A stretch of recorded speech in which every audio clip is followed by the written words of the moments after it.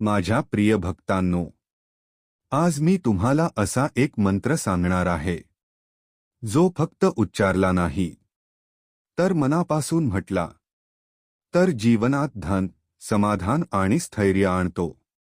लोक विचारतात, स्वामी, पैसा कसा मिळेल? कर्ज कसे फेडले जाईल? दारिद्र्य कसे जाईल? स्वामी म्हणतात, पैसा मिळतो कर्माने, पण टिकतो भक्तीने. आणि म्हणूनच स्वामींनी आपल्याला दिला हा अमूल्य मंत्र. हा मंत्र साधा वाटतो, पण यामध्ये आहे स्वामींची कृपा, गुरुकृपा आणि लक्ष्मी कृपा. हा मंत्र म्हणजे स्वामींच्या दरबारात दिलेली थेट अर्जाची पावती आहे. जो भक्त रोज श्रद्धेने म्हणतो त्याचे बंद मार्ग उघडतात, कामात अडथळे कमी होतात, उत्पन्नाचे नवे मार्ग निर्माण होतात, कर्जाचा भार हलका होतो, घरात लक्ष्मी स्थिर होते. हा मंत्र म्हणजे दारिद्र्याच्या अंधारात पेटवलेला दिवा आहे. जप करताना एकच भावना ठेवा, स्वामी, माझ्या कष्टांना दिशा द्या. माझ्या घरात अभाव नको, माझ्या संसारात समाधान द्या. स्वामी म्हणतात, धन म्हणजे फक्त नोटा नाही. धन म्हणजे आरोग्य, शांती, बुद्धी आणि समाधान. पैसा आला पण मन अशांत असेल तर ते धन नाही, ती शिक्षा आहे. म्हणून स्वामींचा मंत्र पहिले मन श्रीमंत करतो, मग घर श्रीमंत करतो. चला तर मग श्री स्वामी भक्तानो, आपण श्री स्वामींचा धन वर्षाव मंत्र कोणता तो पाहूया. ओम श्री स्वामी समर्थाय लक्ष्मीप्रदाय नमः. ओम श्री स्वामी समर्थाय लक्ष्मीप्रदाय नमः. ओम श्री स्वामी समर्थाय लक्ष्मीप्रदाय नमः. ओम श्री स्वामी समर्थाय लक्ष्मीप्रदाय नमः. ओम श्री स्वामी समर्थाय लक्ष्मीप्रदाय नमः. ओम श्री स्वामी समर्थाय लक्ष्मीप्रदाय नमः. ओम श्री स्वामी समर्थाय लक्ष्मीप्रदाय नमः. ओम श्री स्वामी समर्थाय लक्ष्मीप्रदाय नमः. ओम श्री स्वामी समर्थाय लक्ष्मीप्रदाय नमः. ओम श्री स्वामी समर्थाय लक्ष्मीप्रदाय नमः. ओम श्री स्वामी समर्थाय लक्ष्मीप्रदाय नमः. ओम श्री स्वामी समर्थाय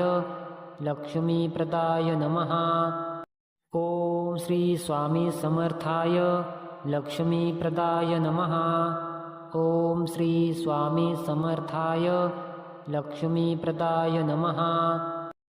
ओम श्री स्वामी समर्थाय लक्ष्मीप्रदाय नमः.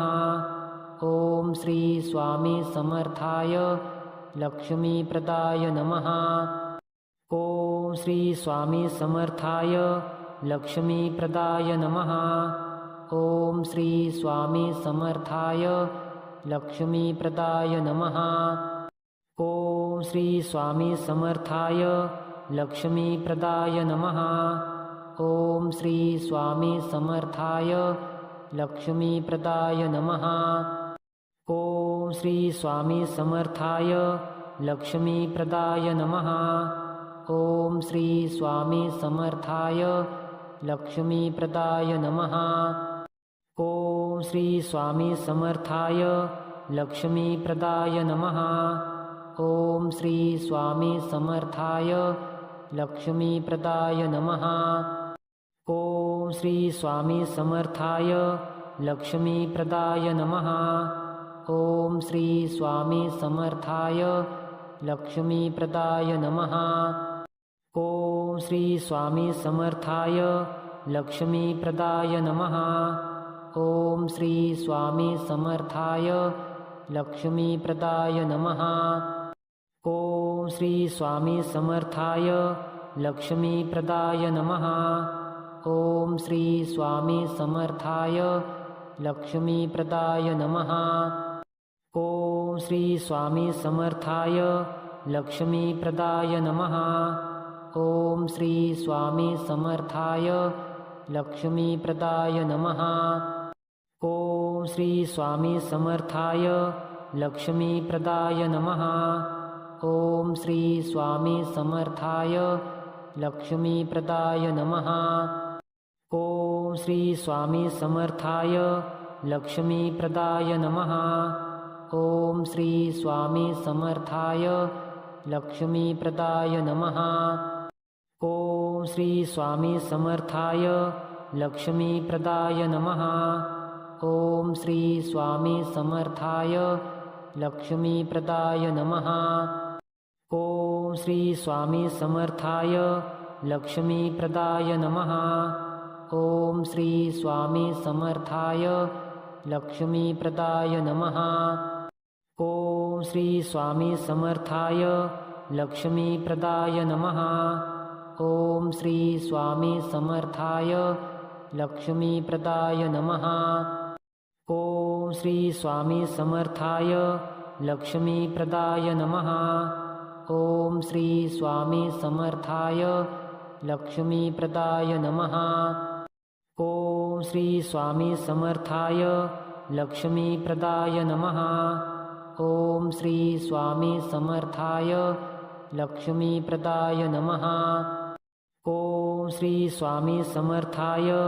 लक्ष्मीप्रदाय नमः। ॐ श्री स्वामी समर्थाय लक्ष्मीप्रदाय नमः। ॐ श्री स्वामी समर्थाय लक्ष्मीप्रदाय नमः। ॐ श्री स्वामी समर्थाय लक्ष्मीप्रदाय नमः। ॐ श्री स्वामी समर्थाय लक्ष्मीप्रदाय नमः। ॐ श्री स्वामी समर्थाय लक्ष्मीप्रदाय नमः। ॐ श्री स्वामी समर्थाय लक्ष्मीप्रदाय नमः। ॐ श्री स्वामी समर्थाय लक्ष्मीप्रदाय नमः। ॐ श्री स्वामी समर्थाय लक्ष्मीप्रदाय नमः। ॐ श्री स्वामी समर्थाय लक्ष्मीप्रदाय नमः। ॐ श्री स्वामी समर्थाय लक्ष्मीप्रदाय नमः। ॐ श्री स्वामी समर्थाय लक्ष्मीप्रदाय नमः। ॐ श्री स्वामी समर्थाय लक्ष्मीप्रदाय नमः। ॐ श्री स्वामी समर्थाय लक्ष्मीप्रदाय नमः। ॐ श्री स्वामी समर्थाय लक्ष्मीप्रदाय नमः। ॐ श्री स्वामी समर्थाय लक्ष्मीप्रदाय नमः। ॐ श्री स्वामी समर्थाय लक्ष्मीप्रदाय नमः। ॐ श्री स्वामी समर्थाय लक्ष्मीप्रदाय नमः। ॐ श्री स्वामी समर्थाय लक्ष्मीप्रदाय नमः। ॐ श्री स्वामी समर्थाय लक्ष्मीप्रदाय नमः। ॐ श्री स्वामी समर्थाय लक्ष्मीप्रदाय नमः। ॐ श्री स्वामी समर्थाय लक्ष्मीप्रदाय नमः। ॐ श्री स्वामी समर्थाय लक्ष्मीप्रदाय नमः। ॐ श्री स्वामी समर्थाय लक्ष्मीप्रदाय नमः। ॐ श्री स्वामी समर्थाय लक्ष्मीप्रदाय नमः। ॐ श्री स्वामी समर्थाय लक्ष्मीप्रदाय नमः। ॐ श्री स्वामी समर्थाय लक्ष्मीप्रदाय नमः। ॐ श्री स्वामी समर्थाय लक्ष्मीप्रदाय नमः। ॐ श्री स्वामी समर्थाय लक्ष्मीप्रदाय नमः। ॐ श्री स्वामी समर्थाय लक्ष्मीप्रदाय नमः। ॐ श्री स्वामी समर्थाय लक्ष्मीप्रदाय नमः। ॐ श्री स्वामी समर्थाय लक्ष्मीप्रदाय नमः। ॐ श्री स्वामी समर्थाय लक्ष्मीप्रदाय नमः। ॐ श्री स्वामी समर्थाय लक्ष्मीप्रदाय नमः।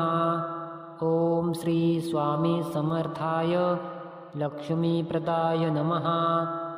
ॐ श्री स्वामी समर्थाय लक्ष्मीप्रदाय नमः। ॐ श्री स्वामी समर्थाय लक्ष्मीप्रदाय नमः। ॐ श्री स्वामी समर्थाय लक्ष्मीप्रदाय नमः। ॐ श्री स्वामी समर्थाय लक्ष्मीप्रदाय नमः। ॐ श्री स्वामी समर्थाय लक्ष्मीप्रदाय नमः। ॐ श्री स्वामी समर्थाय लक्ष्मीप्रदाय नमः। ॐ श्री स्वामी समर्थाय लक्ष्मीप्रदाय नमः।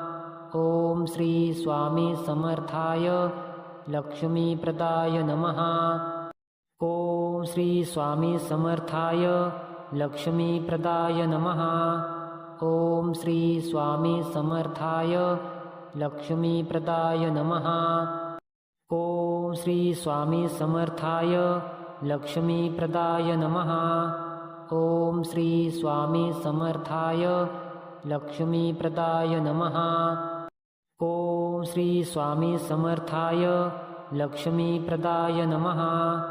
ॐ श्री स्वामी समर्थाय लक्ष्मीप्रदाय नमः। ॐ श्री स्वामी समर्थाय लक्ष्मीप्रदाय नमः। ॐ श्री स्वामी समर्थाय लक्ष्मीप्रदाय नमः। ॐ श्री स्वामी समर्थाय लक्ष्मीप्रदाय नमः। ॐ श्री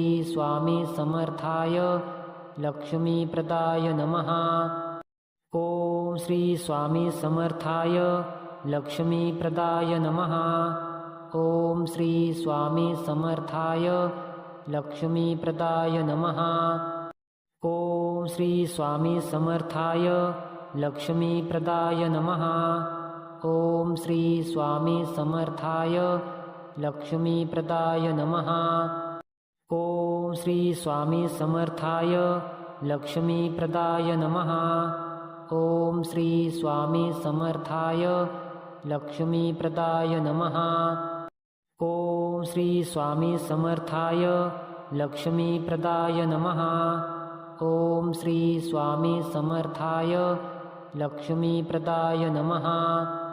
ॐ श्री स्वामी समर्थाय लक्ष्मीप्रदाय नमः। ॐ श्री स्वामी समर्थाय लक्ष्मीप्रदाय नमः। ॐ श्री स्वामी समर्थाय लक्ष्मीप्रदाय नमः। ॐ श्री स्वामी समर्थाय लक्ष्मीप्रदाय नमः। ॐ श्री स्वामी समर्थाय लक्ष्मीप्रदाय नमः। ॐ श्री स्वामी समर्थाय लक्ष्मीप्रदाय नमः। ॐ श्री स्वामी समर्थाय लक्ष्मीप्रदाय नमः। ॐ श्री स्वामी समर्थाय लक्ष्मीप्रदाय नमः।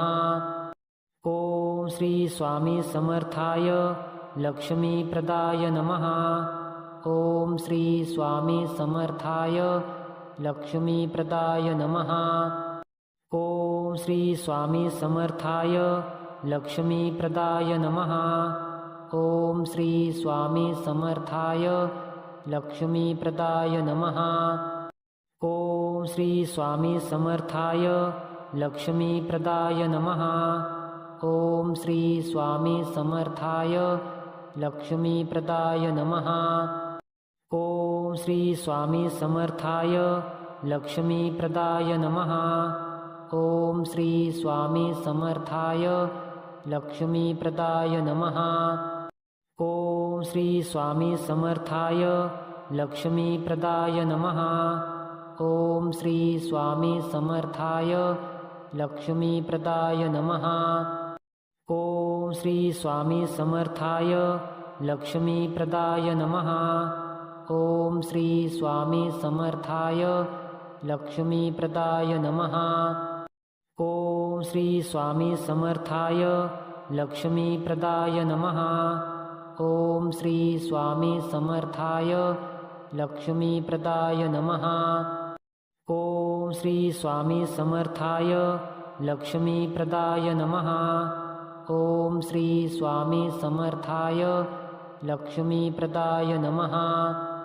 ॐ श्री स्वामी समर्थाय लक्ष्मीप्रदाय नमः। ॐ श्री स्वामी समर्थाय लक्ष्मीप्रदाय नमः। ॐ श्री स्वामी समर्थाय लक्ष्मीप्रदाय नमः। ॐ श्री स्वामी समर्थाय लक्ष्मीप्रदाय नमः। ॐ श्री स्वामी समर्थाय लक्ष्मीप्रदाय नमः। ॐ श्री स्वामी समर्थाय लक्ष्मीप्रदाय नमः। ॐ श्री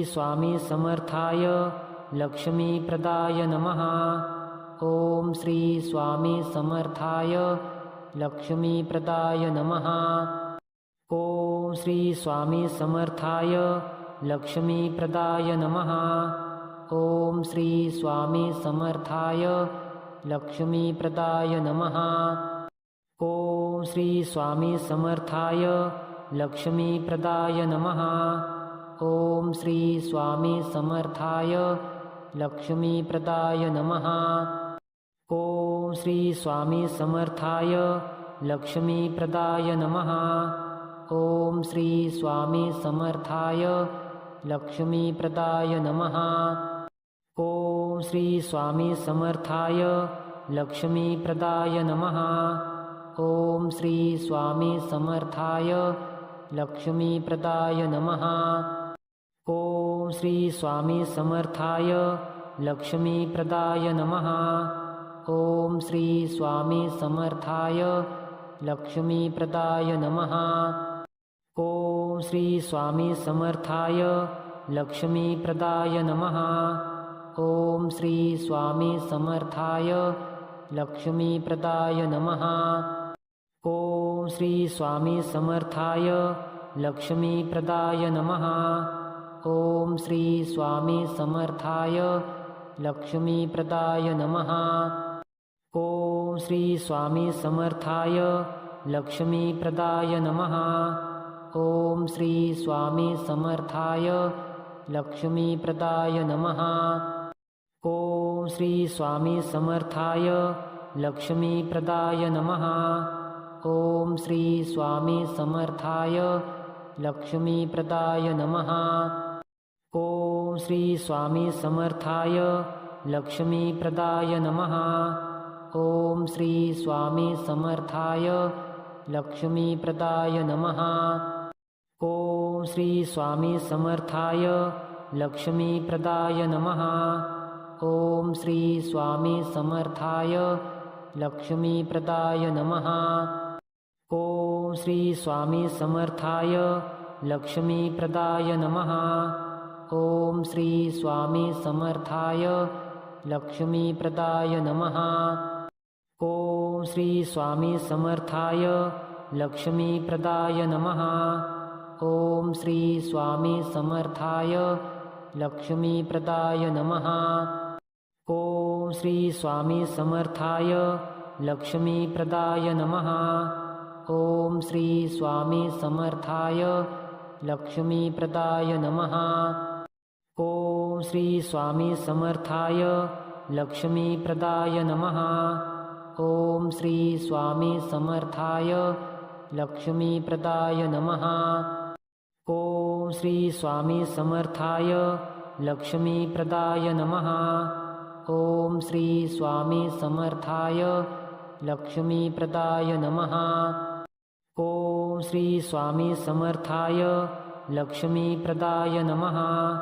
ॐ श्री स्वामी समर्थाय लक्ष्मीप्रदाय नमः।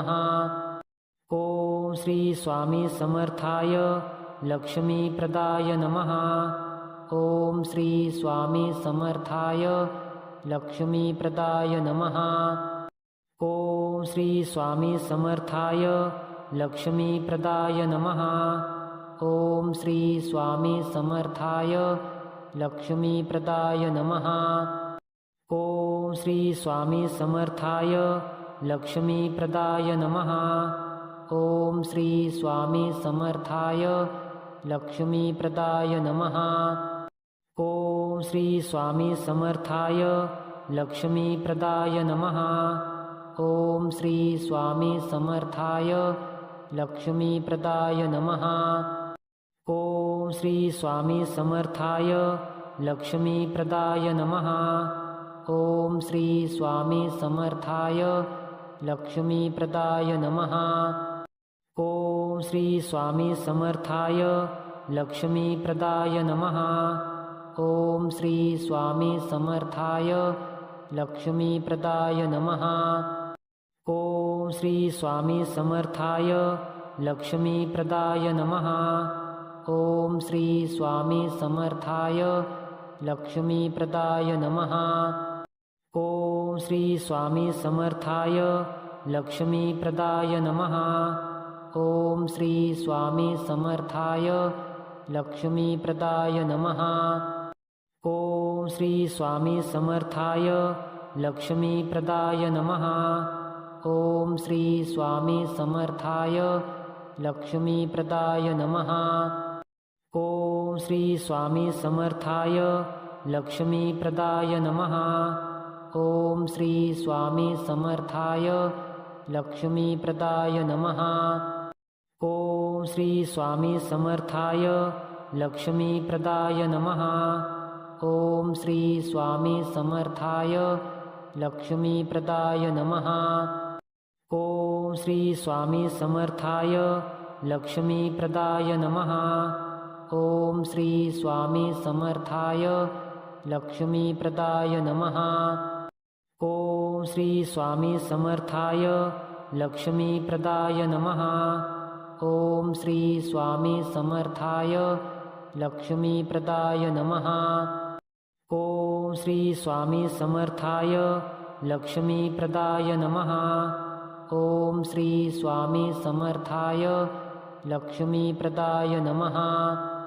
ॐ श्री स्वामी समर्थाय लक्ष्मीप्रदाय नमः। ॐ श्री स्वामी समर्थाय लक्ष्मीप्रदाय नमः। ॐ श्री स्वामी समर्थाय लक्ष्मीप्रदाय नमः। ॐ श्री स्वामी समर्थाय लक्ष्मीप्रदाय नमः। ॐ श्री स्वामी समर्थाय लक्ष्मीप्रदाय नमः। ॐ श्री स्वामी समर्थाय लक्ष्मीप्रदाय नमः। ॐ श्री स्वामी समर्थाय लक्ष्मीप्रदाय नमः। ॐ श्री स्वामी समर्थाय लक्ष्मीप्रदाय नमः। ॐ श्री स्वामी समर्थाय लक्ष्मीप्रदाय नमः। ॐ श्री स्वामी समर्थाय लक्ष्मीप्रदाय नमः। ॐ श्री स्वामी समर्थाय लक्ष्मीप्रदाय नमः। ॐ श्री स्वामी समर्थाय लक्ष्मीप्रदाय नमः। ॐ श्री स्वामी समर्थाय लक्ष्मीप्रदाय नमः। ॐ श्री स्वामी समर्थाय लक्ष्मीप्रदाय नमः। ॐ श्री स्वामी समर्थाय लक्ष्मीप्रदाय नमः। ॐ श्री स्वामी समर्थाय लक्ष्मीप्रदाय नमः। ॐ श्री स्वामी समर्थाय लक्ष्मीप्रदाय नमः। ॐ श्री स्वामी समर्थाय लक्ष्मीप्रदाय नमः। ॐ श्री स्वामी समर्थाय लक्ष्मीप्रदाय नमः। ॐ श्री स्वामी समर्थाय लक्ष्मीप्रदाय नमः। ॐ श्री स्वामी समर्थाय लक्ष्मीप्रदाय नमः। ॐ श्री स्वामी समर्थाय लक्ष्मीप्रदाय नमः। ॐ श्री स्वामी समर्थाय लक्ष्मीप्रदाय नमः। ॐ श्री स्वामी समर्थाय लक्ष्मीप्रदाय नमः। ॐ श्री स्वामी समर्थाय लक्ष्मीप्रदाय नमः। ॐ श्री स्वामी समर्थाय लक्ष्मीप्रदाय नमः। ॐ श्री स्वामी समर्थाय लक्ष्मीप्रदाय नमः। ॐ श्री स्वामी समर्थाय लक्ष्मीप्रदाय नमः। ॐ श्री स्वामी समर्थाय लक्ष्मीप्रदाय नमः। ॐ श्री स्वामी समर्थाय लक्ष्मीप्रदाय नमः। ॐ श्री स्वामी समर्थाय लक्ष्मीप्रदाय नमः। ॐ श्री स्वामी समर्थाय लक्ष्मीप्रदाय नमः। ॐ श्री स्वामी समर्थाय लक्ष्मीप्रदाय नमः। ॐ श्री स्वामी समर्थाय लक्ष्मीप्रदाय नमः। ॐ श्री स्वामी समर्थाय लक्ष्मीप्रदाय नमः। ॐ श्री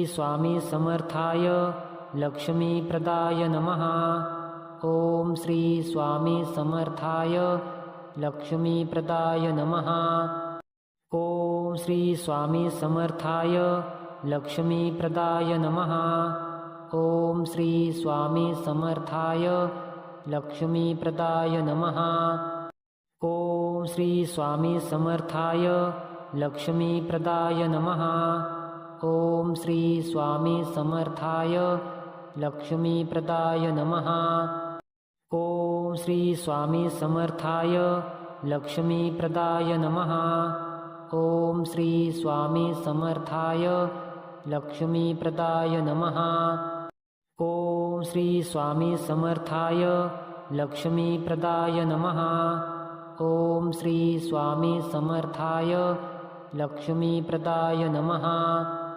ॐ श्री स्वामी समर्थाय लक्ष्मीप्रदाय नमः। ॐ श्री स्वामी समर्थाय लक्ष्मीप्रदाय नमः। ॐ श्री स्वामी समर्थाय लक्ष्मीप्रदाय नमः। ॐ श्री स्वामी समर्थाय लक्ष्मीप्रदाय नमः। ॐ श्री स्वामी समर्थाय लक्ष्मीप्रदाय नमः। ॐ श्री स्वामी समर्थाय लक्ष्मीप्रदाय नमः। ॐ श्री स्वामी समर्थाय लक्ष्मीप्रदाय नमः। ॐ श्री स्वामी समर्थाय लक्ष्मीप्रदाय नमः। ॐ श्री स्वामी समर्थाय लक्ष्मीप्रदाय नमः। ॐ श्री स्वामी समर्थाय लक्ष्मीप्रदाय नमः। ॐ श्री स्वामी समर्थाय लक्ष्मीप्रदाय नमः। ॐ श्री स्वामी समर्थाय लक्ष्मीप्रदाय नमः। ॐ श्री स्वामी समर्थाय लक्ष्मीप्रदाय नमः। ॐ श्री स्वामी समर्थाय लक्ष्मीप्रदाय नमः। ॐ श्री स्वामी समर्थाय लक्ष्मीप्रदाय नमः। ॐ श्री स्वामी समर्थाय लक्ष्मीप्रदाय नमः। ॐ श्री स्वामी समर्थाय लक्ष्मीप्रदाय नमः।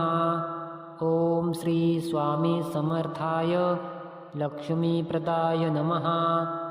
ॐ श्री स्वामी समर्थाय लक्ष्मीप्रदाय नमः। ॐ श्री स्वामी समर्थाय लक्ष्मीप्रदाय नमः। ॐ श्री स्वामी समर्थाय लक्ष्मीप्रदाय नमः। ॐ श्री स्वामी समर्थाय लक्ष्मीप्रदाय नमः। ॐ श्री स्वामी समर्थाय लक्ष्मीप्रदाय नमः। ॐ श्री स्वामी समर्थाय लक्ष्मीप्रदाय नमः। ॐ श्री स्वामी समर्थाय लक्ष्मीप्रदाय नमः। ॐ श्री स्वामी समर्थाय लक्ष्मीप्रदाय नमः। ॐ श्री स्वामी समर्थाय लक्ष्मीप्रदाय नमः। ॐ श्री स्वामी समर्थाय लक्ष्मीप्रदाय नमः।